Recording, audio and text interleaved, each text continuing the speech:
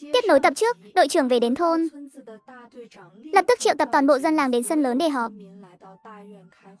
Mọi người nhìn thấy bao phân bón hóa học sau lưng đội trưởng, ai nấy đều vô cùng kinh ngạc. Trời ơi, mọi người mau nhìn xem.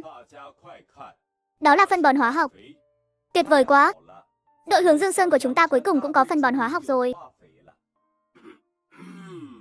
Mọi người trật tự. Phân bón này không phải cho không đâu. Là đội mình mua chịu đấy. Tiền trả đợt hàng nội thất tới. Nhận được là phải trả ngay. Ngoài ra, tôi cũng đã hứa với lãnh đạo công xã rồi. Có phân bón hóa học. Năm sau khi nộp thuế nông nghiệp, không thể nào lại đội sổ nữa đâu. Nếu không thì không chỉ mất mặt đội mình, mà đến lãnh đạo công xã cũng bị mình liên lụy đấy. Đội trưởng cứ yên tâm. Có phân bón hóa học, việc sản xuất lương thực năm sau của chúng ta sẽ được đảm bảo. Sau đó, đội trưởng đem kinh nghiệm bón phân hóa học vừa học được từ công xã, nói tỉ mỉ lại cho mọi người nghe. Dần dần, mọi người cũng đủ sự phấn khích khi có được phân bón hóa học. Bình tĩnh lại, bắt đầu cùng đội trưởng bàn bạc về việc tăng cường gia công. Đội trưởng Viêm Hạ Lư sửa xong rồi. Ngoài đồng cũng chẳng có việc gì. Chúng ta chẳng có điểm công nào cả. Đúng vậy, đội trưởng. Tôi nghe nói thành phố giờ vẫn đang thúc đơn hàng của chúng ta. Giao hàng sớm đi. Nếu không thì anh cứ để chúng tôi đi làm việc vặt cũng được. Chính xác, trưởng thôn mau nói xem là nghề phụ gì đi. Chính là đơn hàng hoa đào này. Bây giờ các cô gái thành phố đều thích cài cái này. Ngay sau đó, đội trưởng đưa hoa đào cho mọi người xem. Đội trưởng Viêm Hạ Lư vẻ mặt tự hào cầm một đóa hoa đào lên. Nói, mọi người đoán xem. Một đóa hoa đào như thế này hợp tác xã bán bao nhiêu tiền? Hôm qua nghe được cái giá này, xin nữa thì tôi chết ngất. Mọi người thì đoán vài xu, người thì đoán 1 hào. Trên mạng thì không dám đoán tiếp nữa. Chỉ có 3 nữ thanh niên trí thức là gan dạ hơn một chút. Dù sao cũng từ thành phố đến, ít nhiều gì cũng hiểu biết về giá cả hoa cài đầu. Nhưng Lưu Cầm và Hồ Tuệ Anh đến sớm. Bây giờ đối với cuộc sống thành phố đã sớm lạc hậu rồi. Hai người đoán giá cũng chỉ được 2-3 hào. Còn Từ Kiều nãy giờ nhấn nhịn cuối cùng cũng nói, ít nhất cũng phải 5-6 hào. Nếu kiểu dáng phức tạp, còn có thể bán đắt hơn. Cậu sao đó hả? Bán được đắt vậy cơ á? Tớ không sao. Không tin thì cậu hỏi Túc Chí Thanh đi. Giá mà Từ Chí Thanh nói là thật đó. Đúng là phải đắt như vậy. Nghe xong ai nấy đều kinh ngạc. Mấy thím khéo tay cũng bắt đầu xoa tay vào nhau, hăm hở muốn thử. Nhưng mà cái hoa cài đầu này trước giờ chúng ta chưa từng thấy, càng chưa từng làm. Cái này có phải cứ thế mà làm được đâu. Các thím cứ yên tâm đi, cái này không khó đâu. Trước đó cô Thẩm và tớ đã nói sơ qua về tay nghề của các thím rồi. Lát nữa tớ sẽ dạy các thím cách may, đảm bảo 1-2 ngày là học được. Ngay sau đó Cố Thẩm liền chọn ra một nhóm các thím có tay nghề may vá tốt nhất trong thôn. Còn những thím khác không được chọn, cũng muốn tham gia vào đội làm hoa cài đầu. Nhưng Tô Thành Nhiễm cũng không định từ chối. Đơn hàng đầu tiên này rất quan trọng. Cũng quyết định sau này chúng ta có còn nhận được nhiều đơn hàng hoa cài đầu hơn nữa hay không. Nếu mọi người ai cũng muốn tham gia, thì tranh thủ thời gian này, ở nhà luyện tập thật tốt những kỹ năng may vá cơ bản, luyện tay nghề may vá cho tốt, luyện cho thạo việc may vá vào. Sau này có đơn hàng thì có thể cho nhiều người tham gia hơn. Đúng là như vậy. Vậy người phụ trách làm hoa cài đầu vẫn là Tô Chí Thanh. Tiếp theo, tôi đề nghị trả cho Tô Chí Thanh mỗi ngày 20 công điểm. Mọi người có ý kiến gì không? Đột nhiên lại trả cho Tô Thanh Nhiễm 20 công điểm. Mức độ kinh ngạc của mọi người có thể tưởng tượng được. Dù sao thì trước đó, ngay cả thanh niên trai tráng, mỗi ngày nhiều nhất cũng chỉ nhận được 10 công điểm. Chỉ là mọi người rất nhanh đã hiểu ra, những việc làm thêm này đều là do Tô Thành Nhiễm mang đến. Không có cậu ấy thì không có những việc làm thêm này. Hơn nữa, một mình cậu ấy còn phải lo cả việc nhà, vừa sản xuất đồ gỗ vừa sản xuất hoa cài đầu. Nếu mọi người không có ý kiến gì, vậy thì quyết định như vậy. Sau đó, gọi vài người đi theo tôi dọn dẹp cái kho bên cạnh cửa hàng đồ gỗ. Sau này chỗ đó sẽ làm điểm sản xuất hoa cải đầu. Cần. Tô Chí Thanh chạy đi chạy lại hai bên nữa. Trong lúc đội trưởng dẫn người đi dọn dẹp, Tô Thành Nhiễm ở lại sân nhà họ Cố, dạy mọi người làm hoa cải đầu. Làm hoa cải đầu tuy là công việc tỉ mỉ, nhưng đối với mấy bà thím thẩm thường xuyên làm kim, chỉ thì cũng không tính là khó. Việc may và đối với mấy bà thím thẩm thì không tính là khó. Mọi người rất nhanh chóng bắt đầu làm theo hướng dẫn của Tô Thanh Nhiễm. Chưa đầy một ngày công phu, điểm gia công châm cài đầu của đại đội Hướng Dương Sơn đã một cách sôi nổi. Sau đó đến ngày hẹn giao hàng, mọi người trong đại đội Hướng Dương Sơn đem hàng hóa chất lên xe công nông của công xã, rồi hùng dũng tiến về công xã Ninh Thành. Đến trước cửa công xã, Cố Tiêu dẫn mọi người xuống hàng, còn Tô Thành Nhiễm và đại đội trưởng thì đi theo chủ nhiệm Diêu đến văn phòng để bàn về đơn hàng châm cài đầu. Đến văn phòng, Tô Thành Nhiễm trực tiếp đặt châm cài đầu và đơn hàng lên bàn. Chủ nhiệm Diêu tùy ý lấy mấy cái kiểm tra, chất lượng tốt. Quả nhiên đại đội Hướng Dương Sơn các anh làm việc rất đáng tin. Chủ nhiệm Diêu quá khen rồi. Chỉ tiếc là số lượng hơi ít, chỉ có thể chọn một hai cái đưa lên kệ của công xã thôi. Chủ nhiệm Diêu hay là lần này chúng ta đặt nhiều hơn đi. Mấy cái châm cài đầu này không lo không bán được đâu. Được vậy tôi đi làm hợp đồng mới với cô. Chỉ là tiền hàng hôm nay, có thể lần sau tôi trả cho các cô được không? Chủ nhiệm Diêu việc này em là không được rồi. Chủ nhiệm Diêu, việc này em là không được rồi. Cậu gặp khó khăn gì à? Dạo này công xã làm ăn không tốt lắm. Tớ đang hơi kẹt tiền. Chủ nhiệm Diêu, tôi thấy trong nhà cậu có nhiều đồ đạc bỏ không? Đều không dùng đến nữa. Đặt. Thực tế không lâu sau đó, chủ nhiệm Diêu liền sảng nhanh chóng mang đơn hàng mới về đồ gỗ và hoa đào đến đây. Ngay cả hôm nay, toàn bộ tiền hàng giao cũng không hề do dự mà thanh toán hết. À phải rồi chủ nhiệm Diêu, vải vụn và dây chun vàng lần trước dùng gần hết rồi. Lần này chúng tớ định nhập thêm một ít về. Nhắc đến chuyện này, trên mặt chủ nhiệm Diêu thoáng vẻ khó xử. Dây chun vàng thì có nhiều, nhưng mà vải vụn thì nhất thời không gom được nhiều đâu. Không có vải vụn, đơn hàng hoa của chúng tớ làm sao mà làm được. Thế này nhé, các cậu đến nhà máy dệt hỏi xem. Vải vụn ở chỗ họ chắc chắn nhiều hơn ở hợp tác xã Cung Tiêu của chúng ta nhiều. Thôi được, chúng tớ đi nhà máy dệt xem sao. Ra khỏi hợp tác xã Cung Tiêu, đội trưởng trước tiên là nhờ bác lái máy kéo chuyển hộ tiền phân bón nợ hợp tác xã. Họ có việc ở thành phố nên không qua được. Cố Tiêu và những người khác dỡ hàng xong, thấy máy kéo chạy đi, vẻ mặt ngơ ngác thôi. Hôm nay chúng ta không đi nữa. Hợp tác xã Cung Tiêu không có vải vụn, chỉ có thể đến nhà máy dệt thử vận may thôi. Nhưng chúng ta có quen ai ở đó đâu ba. Ai bảo là không quen. Anh trai của Tiểu Hôi chẳng phải làm ở nhà máy dệt sao? Xem trí nhớ của con này, sao lại quên mất chuyện này nhỉ? Để bác đi cùng các cháu.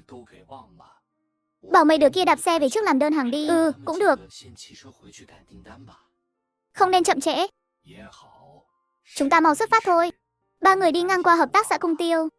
Cố Tiêu đề nghị vào mua chút bánh mang theo. Dù sao cũng là nhờ người ta giúp đỡ, không thể tay không mà đến được. Ai ngờ vừa bước vào cửa, quầy bán hoa cài đầu lúc này đã chật kín người. Thì ra vừa nãy chủ nhiệm Diêu bàn bạc với họ, đã phái người đưa hoa cài đầu đến cửa hàng trước rồi. Khi có đơn hàng mới, đã cử người mang hoa cài đầu đến cửa hàng trước rồi. Đội trưởng xem mà xúc động không thôi. Cậu đừng chỉ mua bánh kẹo, mua thêm ít đồ hộp nữa. Lô vải vụn của nhà máy dệt này hôm nay chúng ta nhất định phải lấy được.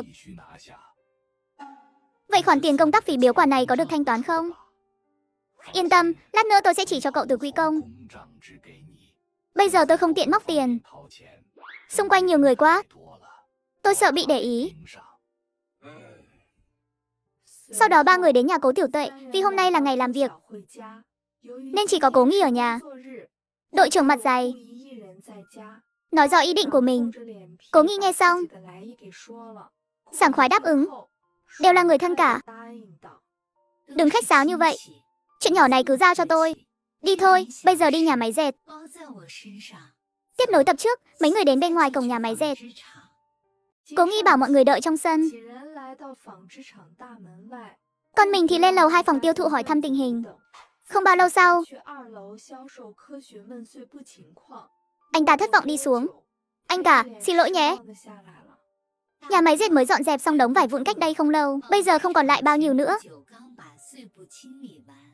Vậy thì phải làm sao bây giờ? Đội trưởng, anh đừng vội. Đội trưởng, anh đừng vội. Cố Nghi, không biết xưởng dệt bây giờ có vải lỗi không nhỉ? Nếu có vải lỗi phù hợp thì tốt quá. Vải lỗi thì có. Chỉ là giá hơi đắt thôi. Không sao. Nếu có loại phù hợp thì bọn mình muốn mua một ít dùng tạm. Vậy để tôi dẫn các bạn lên xem nhé. Tôi cũng không biết các bạn cần loại nào.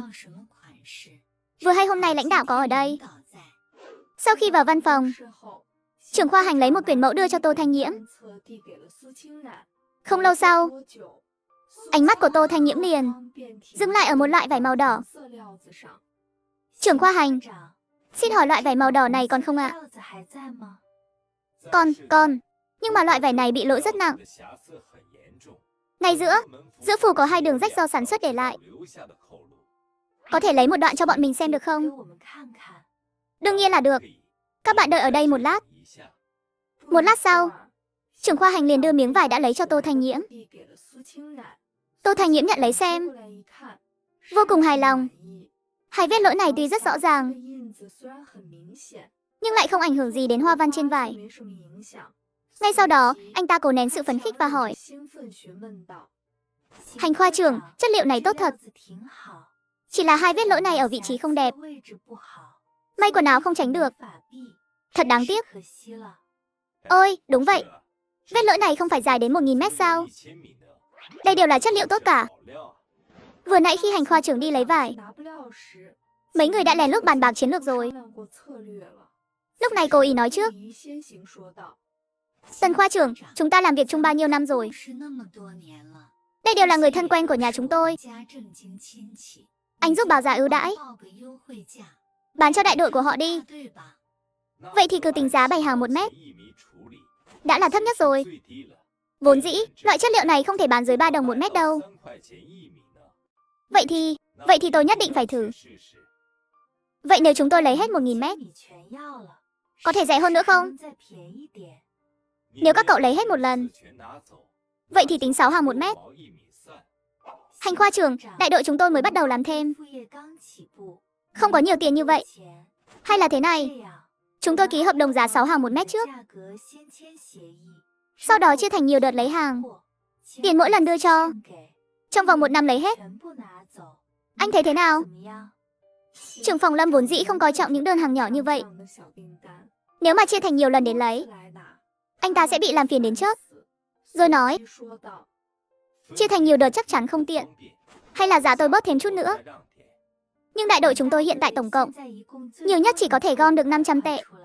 Hay là bán cho chúng tôi 5 hàng 1 mét. Chúng tôi lấy hết. Trưởng phòng Hình suy nghĩ kỹ một chút. Dù sao bán thêm chút nữa trước đây cũng không vào túi anh ta. Nhưng cứ treo mãi một khoản nợ xấu hàng giòm như vậy, mỗi lần họp đều rất khó coi. Nghĩ đến đây, trưởng phòng Hình liền hạ quyết tâm. Lý Tầm, vậy thì 5 hàng 1 mét. Trưa mai tôi cho xe chở đến. Đến chỗ các anh nói. Tiền vận chuyển thì miễn cho. Coi như là ủng hộ đại đội các anh làm thêm. Cảm ơn anh nhiều lắm. Sau này nếu còn hàng lỗi số lượng có hạn, còn phải nhờ anh giữ lại giúp chúng tôi. Không vấn đề gì. Dù sao những hàng đó cũng đều phải xử lý. Ra khỏi nhà máy dệt rồi. Để cảm tạ Cố Nghi, đội trưởng đề nghị cùng nhau đến quán cơm quốc doanh ăn trưa. Lúc thanh toán, đội trưởng mới phát hiện trong người không có một xu nào, và lại nhờ Cố Nghi trả trước. Sau khi về đến nhà Cố Nghi, đội trưởng liền sắp xếp công việc cho ngày mai. Ngày mai Tiểu Tô có bạn cu đến đón Tiểu Lỗi nghỉ đông. Tiện đường buổi trưa đến nhà máy dệt đi cùng xe. Cậu có muốn về cùng tôi chứ không? Tô Thanh Nhiễm đương nhiên không muốn bỏ lỡ tiến trình hiếm có này. Cơ hội, hơn nữa mục đích khác của chuyến đi này của anh ấy chính là đem đống hàng chất như núi trong không gian của anh ấy thanh lý một lượt, rồi nói với đội trưởng. Tôi cũng về vào ngày mai đi. Vừa hay tôi muốn ngày mai lại đi tìm chủ nhiệm Hạ Diêu. Chất lượng vải của chúng ta tốt hơn rồi. So với giá của vải anh đào hoa tăng thêm một chút. Văn Ngôn đội trưởng lập tức gật đầu. Mà Cố Nghi ở bên cạnh nghe thấy Tô Thành Nhiễm tối nay không đi, liền mời anh ấy ở lại tối nay. Được thôi, lâu rồi không gặp Tiểu Tuệ. Vừa hay buổi tối cùng nhau trò chuyện. Tiếp tục tập trước, sau khi Tô Thành Nhiễm và Tống đội trưởng rời đi, không vội về ngay, mà tìm một góc vắng vẻ lèn vào không gian. Lần này anh ấy chỉ có buổi chiều nay để xuất hàng, cho nên anh ấy vẫn là tìm những khách hàng cũ đã từng mua. Sau một buổi chiều bôn ba, Tô Thành Nhiễm thu hoạch được rất nhiều, kiếm được tận 200 tệ, còn kiếm được không ít phiếu nữa. Sau đó anh ấy lập tức đến trạm xe buýt,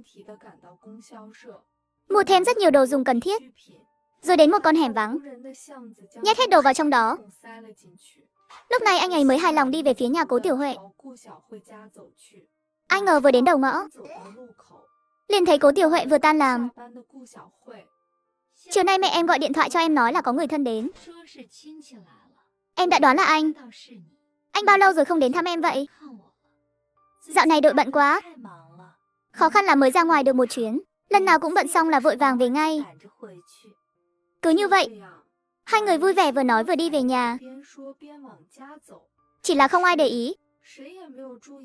Tiêu Động Quốc ở phía sau không xa, đang chú ý đến tất cả. Đợi ở ngoài cửa đến tận tối mịt. Tiêu Động Quốc xác định người đàn ông kia không có ở đó, lúc này mới gan dạ hơn. Cháu bé lại đây chú nhờ chút. Sao vậy à, chú giúp cháu đi đến phía trước. Tìm nhà họ Cố có cô gái họ Tô. Cháu cứ nói là bạn trai cô ấy đang đợi ở ngoài, bảo cô ấy ra một lát. Chú là bạn trai của cô ấy à? Nhỡ cô ấy hỏi thì cháu phải nói chú tên gì? Cháu phải nói thế nào? Cháu cứ nói là một người cao to vạm vỡ, đẹp trai ngời ngời. Thằng bé liếc nhìn mặt Tiêu Động Quốc, rồi lại nhìn chiều cao của anh ta, vẻ mặt bất lực đi về phía nhà họ Cố, mê mông. Ý chú là anh ta đang đợi bố cô ấy ở ngoài. Anh ta bảo gì họ Tô ra đó. Thằng nhóc Cố Tiêu này cũng thật là, đến rồi mà không vào nhà, chắc là ngại ngùng. Tôi đi gọi nó vào nhé. Vậy cô mau đi đi. Người ta khó khăn là mới lên thành phố một chuyến. Tôi mời mọi người ra ngoài ăn một bữa ngon, cho nó náo nhiệt. Vậy thì tôi nhất định phải đi thử. Không đúng, cái kiểu lén lút này chắc chắn là không phải không Tiêu. Có chút giống kiểu nhịn cười. Lẽ nào cuộc điện thoại không nên gọi hôm nay bị cô ấy nghe thấy rồi.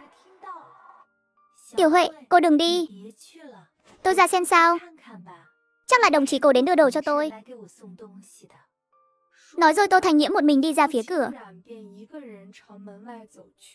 Nhân lúc trời tối, anh ta lén lút tìm một con dao vừa tay trong không gian. Thứ đồ trong tay lại đem những kỹ năng chiến đấu mà trước khi chào hàng đã dạy cho anh ta. Âm thầm trong lòng xem lại một lượt, vừa bước ra khỏi cửa được vài bước, bóng dáng Tiêu Động Quốc của Nhiên xuất hiện ở không xa. Tô Thành Nhiễm nắm chặt nắm đấm, bước nhanh về phía anh ta. Thành Nhiễm, tôi biết ngay là em mà. Hôm nay tôi nghe điện thoại nói có người thân đến, liền đoán là em rồi. Thì Thành Nhiễm một bước xông lên, vung tay tát mạnh vào má trái của anh ta. Thành Nhiễm, em làm gì vậy? Đừng tưởng tôi không biết là em tố cáo Thẩm Vân Phương. Yên tâm đi, chuyện này tôi chưa từng nói với ai cả. Sao bây giờ anh lại thành ra thế này? Trước đây anh chưa từng đánh tôi. Lúc này, Tiêu Động Quốc chỉ cảm thấy mặt nóng ran đau rát. Một chút mong đợi và vui mừng trong lòng vừa rồi tan biến hết. Thay vào đó là sự tức giận và xấu hổ. Thành Nhiễm, Thẩm Vân Phương đã mất việc như em mong muốn rồi. Em còn gì không hài lòng nữa. Anh có biết không, nếu như lúc đầu em không tố cáo anh ta, Có lẽ lần này anh ta đã chuyển ra ngoài rồi. Vậy thì hai chúng ta có thể sống thế giới riêng rồi. Cút xéo đi, đừng lại gần tôi quá. Tiêu Động Quốc ông ngực lùi lại. Không hiểu nổi sao Tô Thanh Nhiễm lại khỏe thế. Nhưng mà cái đó không quan trọng. Hôm nay anh đến với 120% thành ý. Nói rồi anh ta quỳ xuống cái bịch. Thanh Nhiễm, chỉ cần em hồi tâm chuyển ý. Em muốn gì anh cũng đồng ý. Trước đây anh luôn nghĩ rằng anh cưới em là để báo đáp ơn tri ngộ của giáo sư Tô. Nhưng từ khi em đi, anh mới dần dần hiểu ra. Anh thật lòng thích em. Những chuyện xảy ra ở nhà trước đây là anh sai. Là anh không để ý đến cảm xúc của em, khiến em chịu ấm ức. Anh hứa với em, sau này sẽ không để em phải chịu ấm ức nữa. Bây giờ anh hận không thể móc tin ra cho em xem. Anh cũng chưa thấy tin người bao giờ. Để mở mang kiến thức. Thanh Nhiễm chẳng lẽ phạm một lần sai lầm, đến cơ hội sửa sai cũng không có sao? Em không thể đối xử với anh như vậy. Tiêu Động Quốc, tôi nói lại lần nữa. Sau này đừng đến làm phiền tôi.